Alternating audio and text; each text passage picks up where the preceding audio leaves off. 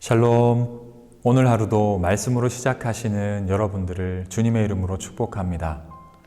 성경 안에서 두려워하지 말라는 종류의 말씀이 총 366번 기록되어 있다고 합니다. 어떤 학자는 1년이 365일이기 때문에 매일매일 두려워하지 말라라고 하면서 넉넉하게 한 번 더 추가하여 기록해 주셨다고 했습니다. 그만큼 성도에게 중요한 것이 두려움 정리입니다. 오늘 묵상을 통해 그 부분이 정리될 수 있기를 바랍니다. 그럼 다 함께 오늘 묵상할 말씀을 보도록 하겠습니다. 오늘의 말씀은 함께 잘 살아가는 법, 잠언 28장 7절에서 17절까지입니다. 슬기로운 아들은 율법을 지키지만 먹기를 탐하는 사람들과 어울리는 아들은 아버지에게 욕을 돌린다. 높은 이자로 재산을 늘리는 것은 마침내 가난한 사람들에게 은혜로 베풀어질 재산을 쌓아두는 것이다. 귀를 돌리고 율법을 듣지 않으면 그의 기도마저도 역겹게 된다. 정직한 사람을 나쁜 길로 유인하는 사람은 자기가 판 함정에 빠지지만 흠없이 사는 사람은 복을 받는다.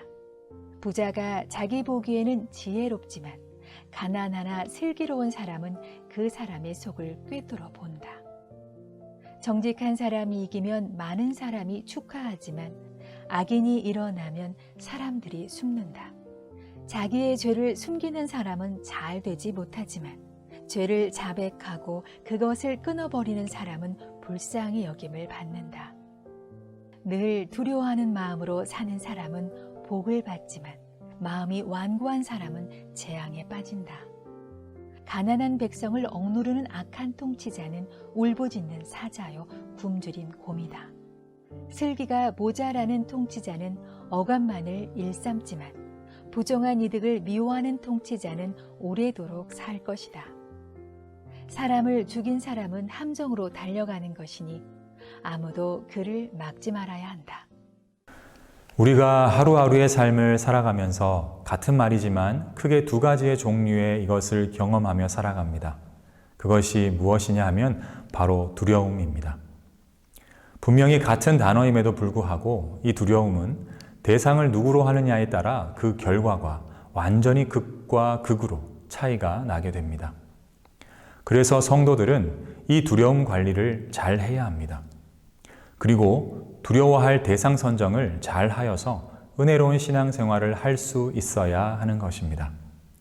오늘 잠언 28장 14절의 말씀을 보도록 하겠습니다.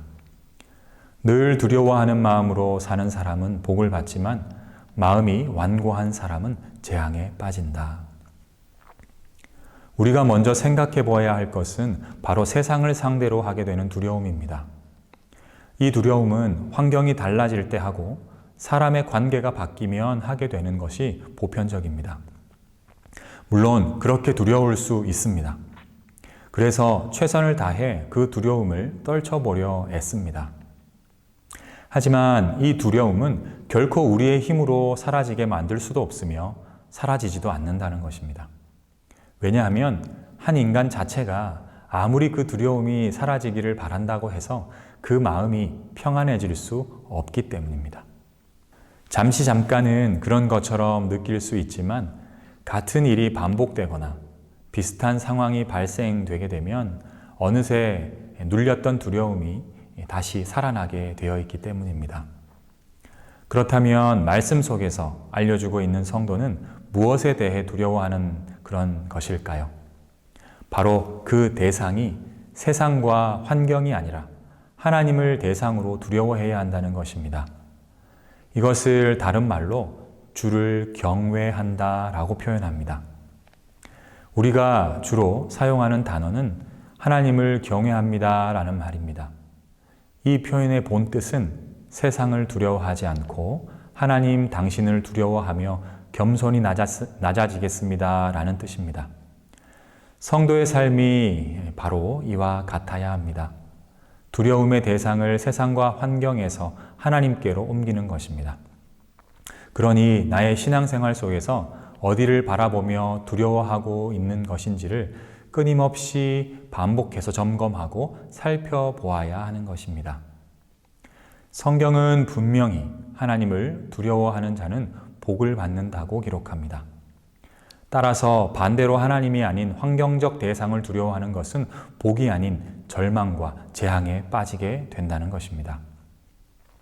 사랑하는 세중앙 가족 여러분, 성도에게 가장 큰 재앙은 무엇일까요? 바로 하나님과의 단절일 것입니다. 예수님께서 십자가 위에서 그토록 아파하시며 고통스러워하신 이유는 육체적 고통 때문이 아니었습니다. 바로 하나님과의 단절이 본인에게 가장 큰 고통이었기 때문에 그토록 큰 소리로 외쳤던 것입니다. 다시 말하면 우리가 하나님과의 관계가 단절되어 있음에도 그것을 감지하고 있지 못한다면 그 고통은 고스란히 하나님께서 다 감당하고 계신 것과 같다고 해도 틀리지 않을 것입니다. 7절의 말씀입니다. 슬기로운 아들은 율법을 지키지만 먹기를 탐하는 사람들과 어울리는 아들은 아버지에게 욕을 돌린다. 성도의 묵상이 중요한 이유는 작게는 성도 한 사람이 하나님 앞에서 더욱 깊어지고 거듭나서 하나님의 계획과 뜻 안에서 쓰임받을 수 있기 때문입니다. 그리고 더욱 큰 의미에서 성도가 묵상을 하는 이유는 안 하면 살 수 없기 때문입니다. 하나님과의 관계 단절이 그 무엇보다도 큰 문제이고 고통이기 때문에 반드시 묵상을 통해 더욱 깊어지려 하는 것입니다. 혹 지금 하나님과의 관계 단절 속에서 고통 중에 있는 분들이 계신다면 방법이 있습니다. 두려움의 대상을 하나님으로 바꾸십시오. 그러면 곧 재앙은 끝나게 될 것입니다. 그러면 마음에 담대함이 생기게 되고 환경적 두려움은 우리 안에서 자리 잡을 수 있게 될 것입니다. 그 두려움의 환경이 사라진다는 것이 아닙니다. 세상은 끊임없이 한 사람의 성도를 넘어뜨리기 위해서 많은 방법을 동원하기도 합니다. 하지만 하나님에게 우리의 삶이 고정되어 있다면 그 많은 불안한 요소들이 생긴다 하더라도 흔들림 없이 담대함으로 감당할 수 있게 되는 것입니다. 나의 하루하루를 하나님께 고정하고 그분을 두려워하고 경외함으로 완전한 복을 누리고 살아갈 수 있는 여러분들이 되시기를 바랍니다. 기도하겠습니다. 사랑의 아버지 하나님 감사합니다. 오늘도 하나님의 전적인 은혜가 우리에게 임하기를 원합니다. 하나님 꼭 붙들어 주셔야 우리가 살아갈 수 있습니다. 하나님의 은혜를 공급해 주셔야 우리가 버틸 수 있습니다. 세상은 끊임없이 우리를 집어삼키려고 우는 사자와 같이 우리에게 달려들지만 우리가 그것에서부터 하나님께로 우리의 두 눈이 고정되고 시선이 옮겨져서 마음의 평안함과 그리고 그 어떤 환경적 변화가 일어나도 두려워 떨지 아니하고 하나님 안에서 참 평안을 누리고 살아갈 수 있는 우리 모두가 되기를 원합니다. 주님, 우리 모두를 그렇게 붙들어 주시고 하나님께서 바라시고 원하시는 귀한 은혜의 삶을 살아가게 하옵소서. 주님 사랑합니다. 모든 말씀 예수님 이름으로 기도합니다. 아멘.